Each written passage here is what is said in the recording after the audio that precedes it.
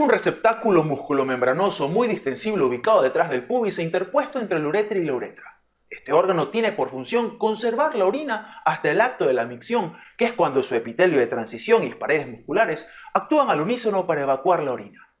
En la clase de hoy vamos a hablar sobre la anatomía de la vejiga, su situación, sus relaciones, su irrigación, su drenaje venoso, su drenaje linfático y su inervación.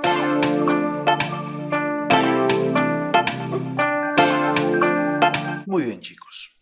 La vejiga es un órgano muy dinámico, ya que ésta, según se encuentre llena o vacía, varían sus dimensiones, su forma, sus situaciones, sus relaciones con los órganos vecinos. Por ejemplo, pues cuando la vejiga, se encuentra vacía en el adulto, este adquiere una forma tetraédrica, pero a mí me gusta decir más bien que tiene la forma de una pirámide de base cuadrangular, y este órgano vacío se ubica por completo pues en la pelvis menor. Sin embargo, como sabemos, a nivel de la pelvis existen diferencias entre los órganos masculinos y femeninos. Así también van a haber diferencias en sus relaciones.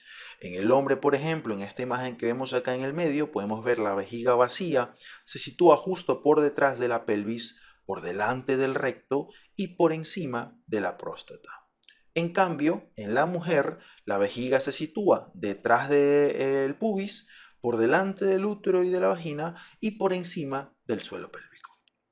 Sin embargo, cuando la vejiga se encuentra llena, como en la imagen que podemos observar acá abajo, esta adquiere una forma esférica, pierde por completo esta forma tetraédrica que les había mencionado anteriormente y se vuelve una esfera que se ubica o ocupa parte también de la pelvis mayor porque se hace más grande, llegando inclusive a poder alcanzar a la región infraumbilical, como suele suceder en ciertos casos de obstrucción de vías urinarias inferiores. Se produce esta patología conocida como el globo vesical, ¿no? Que es cuando la vejiga se llena tanto que es observable o es palpable desde la pared anterior del abdomen. Y también tenemos acá otro detalle muy importante, y es que la vejiga en los niños, como en la imagen que podemos observar en la extrema derecha, más o menos los niños hasta los 5 años, la vejiga, aun cuando se encuentra vacía, se ubica por completo en el abdomen y va descendiendo poco a poco a medida que el niño adopta una postura de bipedestación que se ve acompañada también con un mayor desarrollo de la cavidad pélvica. Ya más o menos al llegar a la pubertad, pues la vejiga se ubica por completo dentro de la cavidad pélvica y adquiere una forma más o menos alargada y piriforme. Hablemos ahora sobre la capacidad. Hay un término muy importante en fisiología que habla en el libro, por ejemplo, de Fisiología de Guyton, y es el término de capacidad fisiológica. Y esto se refiere pues a la cantidad de orina que puede contener la vejiga hasta que se experimente el deseo de orinar, ¿no? Esas ganas de ir al baño. Esta capacidad fisiológica de la vejiga es aproximadamente entre los 250 y los 300 centímetros cúbicos o mililitros. Aunque en condiciones patológicas como el globo vesical que les había mencionado, la vejiga puede llegar a albergar una cantidad impresionante de 2 a 3 litros de orina.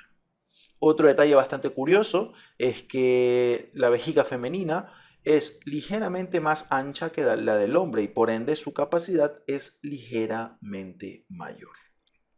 Ahora sí, vamos entrando en materia y vamos a hablar de anatomía pura. Hablemos sobre la configuración externa de la vejiga.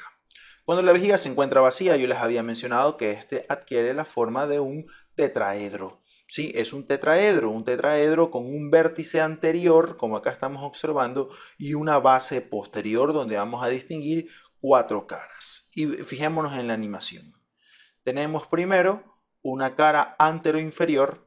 Luego tenemos 2 caras laterales, tenemos una cara superior y finalmente tenemos una base o fondo que mira hacia atrás y un vértice que mira hacia adelante. Acá de hecho también podemos ver una imagen esquemática de las distintas caras que posee la vejiga.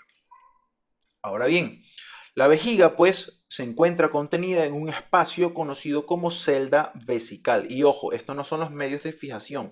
Acá vamos a hablar más bien del compartimiento en el que se encuentra encerrada la vejiga y es lo que se conoce como la celda vesical. Cuando la vejiga se encuentra vacía, pues se encuentra contenida por completo en la pelvis menor, en un espacio fibroceroso y subperitoneal denominado como la celda vesical. Esta celda vesical pues va a estar formada por distintas láminas de tejido conectivo que se encuentran dispuestas alrededor de la vejiga. Y en esta celda vesical nosotros vamos a poder diferenciar una cara o una pared superior y una pared anterior. Vamos a ver cómo va la cosa.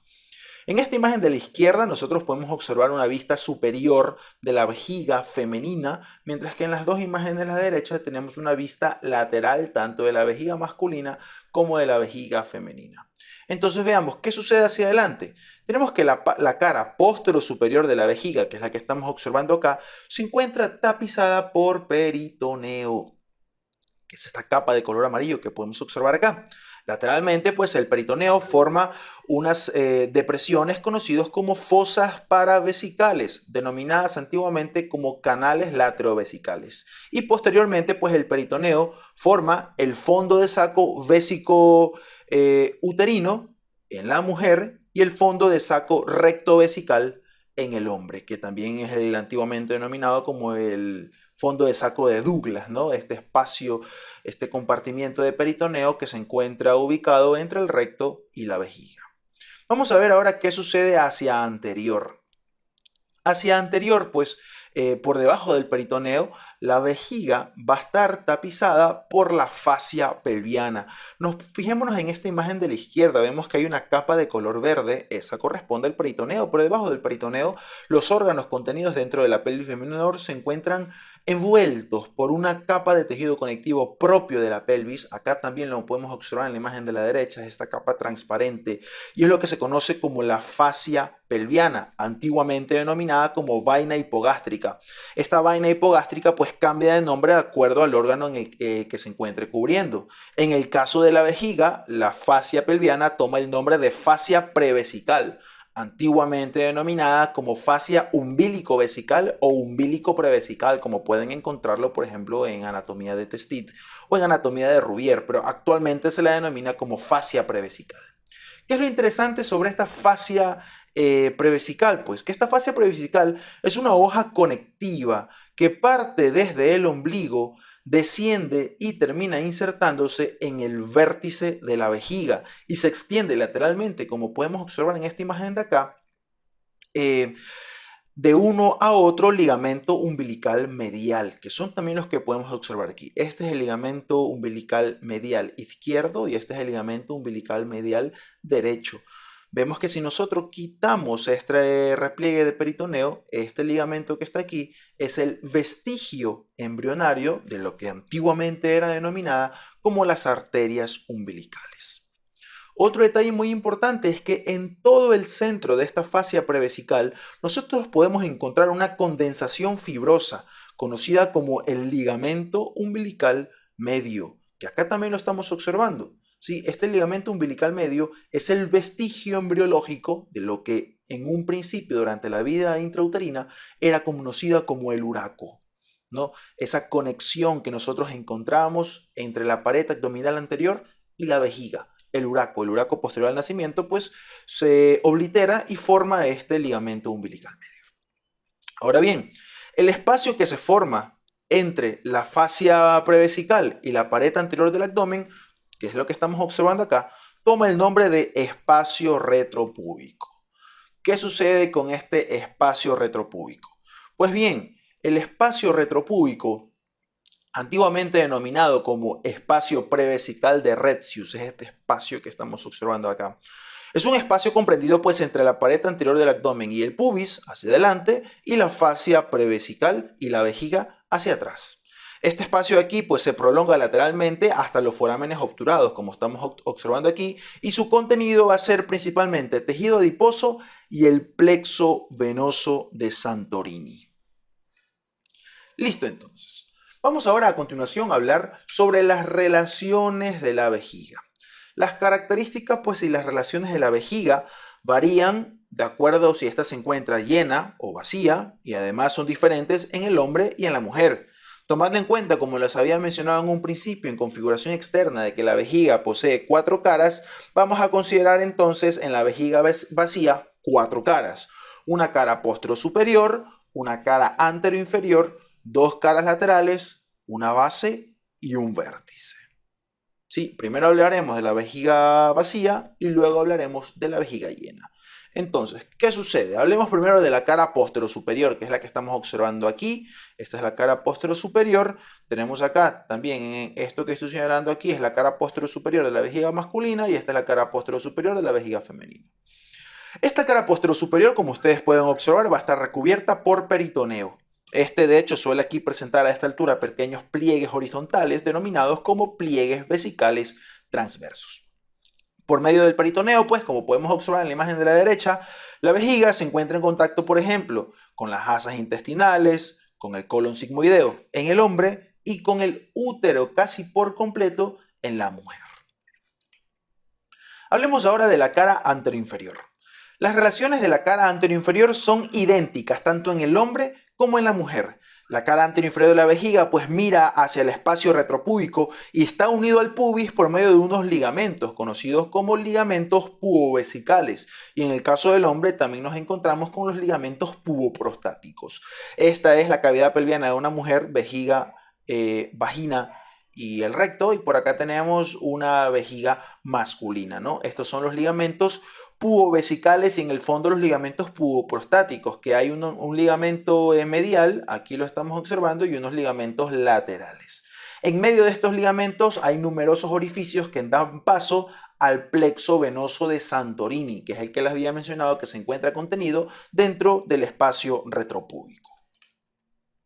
Vamos ahora con las caras laterales. Esta es la cara lateral de la vejiga. Estas son las caras laterales de la vejiga y acá también nosotros la podemos observar. Estas son las caras laterales de la vejiga. ¿Qué sucede? Pues las caras laterales de la vejiga va a estar en relación con este músculo que podemos encontrar aquí, que corresponde al músculo elevador del ano. Otro detalle muy importante es que por la cara lateral de la vejiga se encuentran cruzando el conducto deferente en el hombre y el ligamento redondo en la mujer. Finalmente, tenemos por acá a la base. La base de la vejiga es también conocida como el fondo.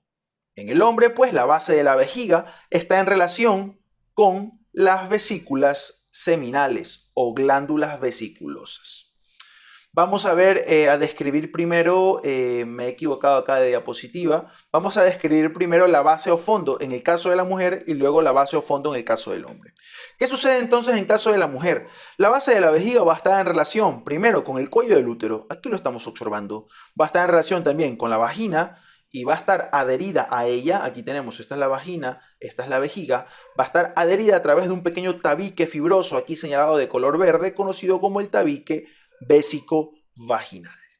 El peritoneo que cubre esta región, pues, forma entre el útero, la vagina y la vejiga un fondo de saco conocido como el fondo de saco vésico-vaginal. Aquí lo podemos observar. Vamos ahora a hablar en el caso del hombre. ¿Qué sucede en caso del hombre? Esta es una vista posterior de la vejiga, esta es una vista lateral y esta es una vista superior. Vemos que la cara posterior de la vejiga se encuentra en relación con estas glándulas aquí, conocidas como las glándulas vesiculosas o vesículas seminales. También va a estar en relación con las ampollas de los conductos deferentes que se encuentran limitando entre sí un pequeño triángulo, esta zona triangular de aquí conocido como el triángulo interdeferencial porque se encuentra comprendido entre los conductos deferentes. Por fuera de los conductos deferentes vemos nosotros la llegada de los ureteres y también los elementos vasculonerviosos que acompañan a estas estructuras. Mucho más hacia atrás de esto que acabo de mencionar, por detrás de la vejiga, en el caso del hombre, se encuentra el recto, del cual se encuentra unido a través de un pequeño tabique fibroso conocido como el tabique rectovesical, antiguamente denominado como la aponeurosis próstatoperitoneal de Denon-Villers. Ese es el nombre antiguo que lo pueden encontrar ustedes en Testit. Al igual que en la mujer, que se formaba un fondo de saco vésico-vaginal, en el caso del hombre también se forma un fondo de saco entre la vejiga y el recto, y es lo que se conoce como el fondo de saco rectovesical o fondo de saco de Douglas. Y finalmente, pues hacia abajo, esta base o fondo de la vejiga se encuentra en relación con esta glándula del tamaño de una nuez, conocida como la próstata. ¿Sí? Ahora bien, Si nosotros, como veremos más adelante, al analizar configuración interna de la vejiga, vemos que en esta misma pared posterior, pero en configuración interna, es decir, por dentro de la vejiga, se forma un pequeño triángulo, del cual vamos a hablar más adelante, conocido como el trígono vesical, que se forma por la llegada de ambos ureteres y por el origen de la uretra, ¿no? Aquí vemos cómo están haciendo la uretra. Y por último hablemos del vértice. Yo les había ya mencionado, les había adelantado pues que el vértice de la vejiga, aquí está, en un principio era conocido como había una comunicación entre la pared abdominal anterior y la vejiga, y esa comunicación se daba a través de un pequeño conducto conocido como el uraco. Solo que posterior al nacimiento, el uraco se oblitera, se fibrosa y forma este ligamento umbilical medio que se encuentra contenido dentro de la fascia prevesical y que también está cubierta por peritoneo, y en el caso de que se encuentre cubierta por peritoneo, aquí toma el nombre de repliegue umbilical medio, ¿sí? Y vemos también pues que a cada lado de este ligamento umbilical medio tenemos a los ligamentos umbilicales mediales, ¿sí? Que, bueno, en un principio, embriológicamente, pertenecían a la arteria umbilical. Listo, entonces chicos, esto en cuanto a las relaciones de la vejiga vacía. Hablemos ahora de la vejiga llena. ¿Qué sucede con la vejiga llena? La única relación que cambia cuando la vejiga se encuentra llena son sus relaciones por su cara antero inferior, ya que la vejiga se puede llenar tanto que alcanza la pared anterior del abdomen y es con ella quien va a entrar en contacto. De ahí el resto de relaciones se mantienen en todas sus caras, menos en la cara en la cara anteroinferior e inclusive a veces en la cara posterior-superior, ¿no? Que llega a estar en contacto con la pared anterior del abdomen. Vamos ahora a hablar de constitución anatómica. La vejiga, pues como todas las vísceras huecas, está compuesta por una túnica serosa representada por el peritoneo vesical. Tenemos una túnica muscular y una túnica submucosa y una túnica mucosa. Vamos a hablar a continuación de cada una de ellas yendo de superficial a profundo, no de fuera hacia adentro. Tenemos entonces primero el peritoneo vesical. Vemos que el peritoneo únicamente tapiza la cara posterior-superior, ¿sí? Y forma unos pequeños espacios conocidos como los recesos prevesicales hacia adelante, el receso prevesical hacia los lados. Tenemos a los recesos paravesicales o laterovesicales. Y hacia atrás vemos que en el hombre forma el fondo de saco recto vesical y en la mujer el fondo de saco vésico-vaginal. También podemos observar, pues como ya les había mencionado, que sobre la cara posterior superior de la vejiga el peritoneo forma unos pequeños repliegues transversales que ya les había mencionado. Hablemos ahora sobre la túnica muscular. La vejiga pues está compuesta por fibras lisas que se organizan en tres capas. En una capa longitudinal interna, una capa circular media y una capa longitudinal externa. Hablemos de cada una de ellas. Tenemos primero la capa longitudinal externa, que se condensa por todas las paredes de la vejiga y forma el músculo detrusor de la vejiga. Es el músculo más importante y ese es un músculo liso que es el responsable del vaciamiento total de la vejiga. Luego tenemos una capa circular media, acá la podemos observar. Esta capa circular media se condensa sobre todo en la parte inferior de la vejiga alrededor del orificio de la uretra, donde forma el esfínter uretral interno. Este esfínter pues está formado por en realidad tres tipos de músculos lisos. Tenemos un asa del trígono, luego tenemos un asa posterior y finalmente tenemos un asa de Hayes, que son los tres músculos lisos circulares que componen el esfínter uretral interno. Aunque también nosotros podemos observar hacia adelante que hay un conjunto de fibras longitudinales que interrumpen el esfínter uretral interno y este es lo que se conoce como el músculo dilatador de la uretra. ¿Sí? Y bueno, finalmente existen otros músculos lisos aledaños a toda esta capa vesical, solo que van por fuera, son extravesicales, van a ir destinados hacia los órganos vecinos, ¿sí? Que por ejemplo tenemos al músculo liso pubovesical, del pubis a la vejiga, recto vesical, del recto a la vejiga, vésico vaginal, de la vejiga a la vagina, y vésico prostático, que son fibras que comparte con la próstata, ¿no? Que van de la vejiga a la próstata. Y finalmente nosotros tenemos a la mucosa vesical. Macroscópicamente hablando, pues la mucosa vesical es más o menos de color rosa, muy pero muy fasciculada. Microscópicamente hablando, desde el punto de vista histológico, ya sabemos pues que la vejiga posee un epitelio de transición, también denominado como urotelio. ¿Qué es lo importante de la mucosa y de la configuración interna de la vejiga?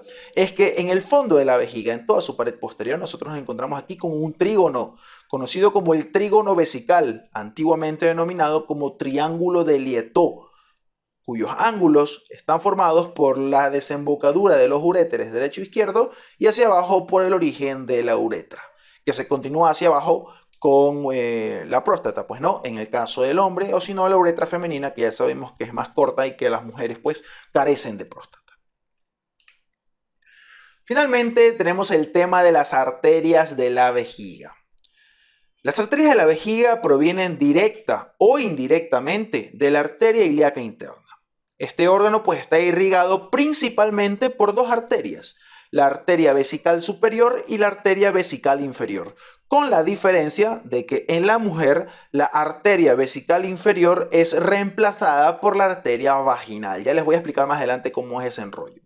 Además, existen otros tipos de arterias vesicales que se llaman ramas vesicales. Por ejemplo, las ramas vesicales anteriores que provienen de la arteria pudenda interna y las ramas vesicales posteriores que provienen de la arteria rectal media. Estas son arterias accesorias, ya que las principales y de las que vamos a hablar a continuación son de la arteria vesical superior y de la arteria vesical inferior.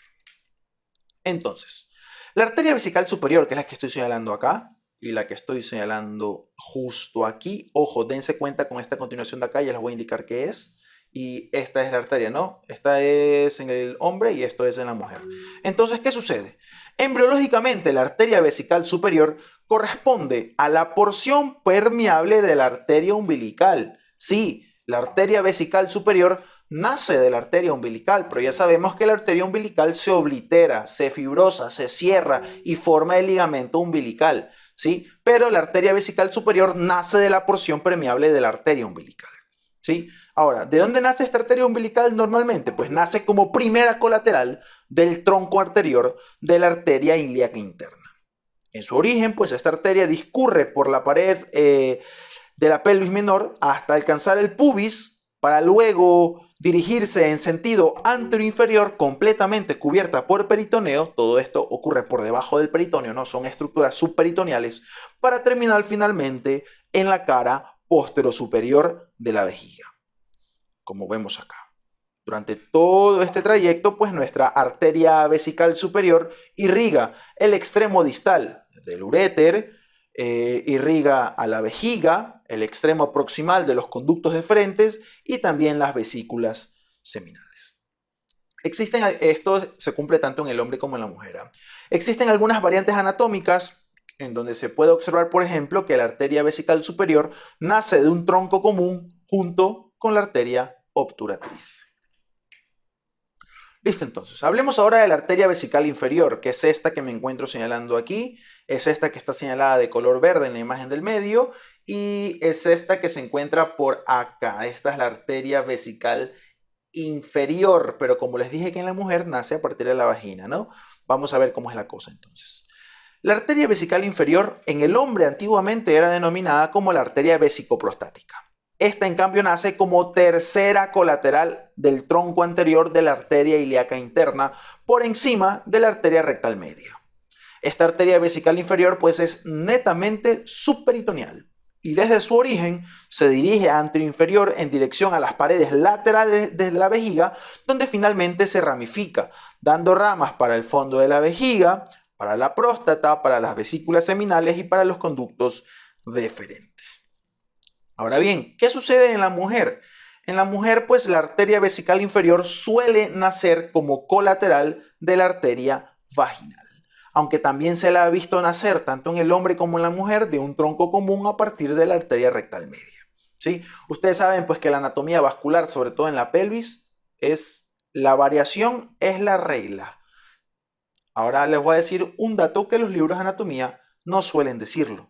Aunque la mayoría de los autores clásicos como Testit, Latariet, Rouvier, incluso Moore, que es un libro de anatomía anatómica actual, mencionan pues que la arteria vesical inferior en la mujer nace como una colateral de la arteria vaginal.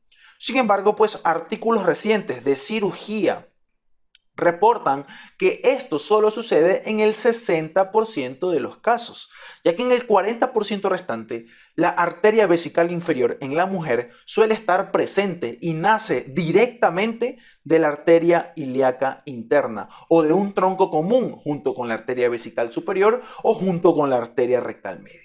Siempre hay que tener en cuenta esas variantes anatómicas. ¿Sí? Listo entonces. Hablemos ahora del drenaje venoso. El drenaje venoso de la vejiga pues se corresponde con sus arterias y son tributarias de la vena ilíaca interna. En el caso del hombre, las venas de la vejiga invaden sus paredes, vemos que forman estos plexos, esta estructura plexiforme de venas conocido como el plexo vesical, quien además en el hombre se une al plexo prostático y producto de todos estos plexos es que se forman las venas vesicales superior e inferior que terminan finalmente en la vena ilíaca interna. En el caso de la mujer, pues las venas de la vejiga, este mismo plexo vesical, se une en cambio al plexo uterovaginal y regresan a la vena ilíaca interna en la mujer en forma de vena vesical superior y de vena vaginal. ¿Sí?